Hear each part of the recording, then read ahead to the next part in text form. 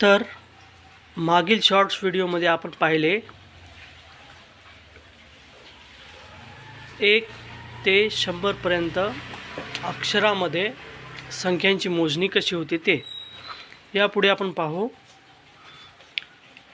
एकक ते अशोहिनी पर्यंत अक्षरामध्ये संख्यांची मोजणी कशी करतात ते।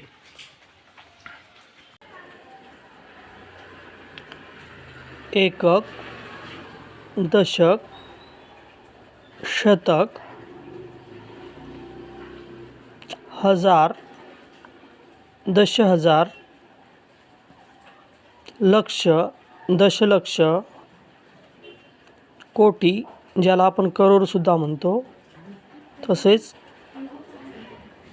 दशकरोड, अब्ज, दशअब्ज, खर्व, निखर्व, पदम, महापदम, शंकू, जलदी शंकू,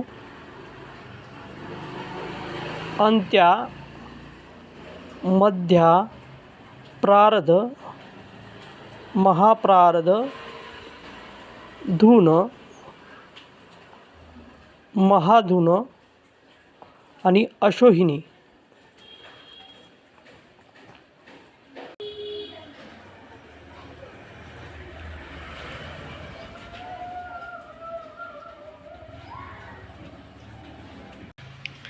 इथे आपण पाहिले की 1 नंतर आलेल्या प्रत्येक शून्याची किंमत या तक्त्यामध्ये झालेली आहे आणि त्याला खरंच किंमत आलेली आहे।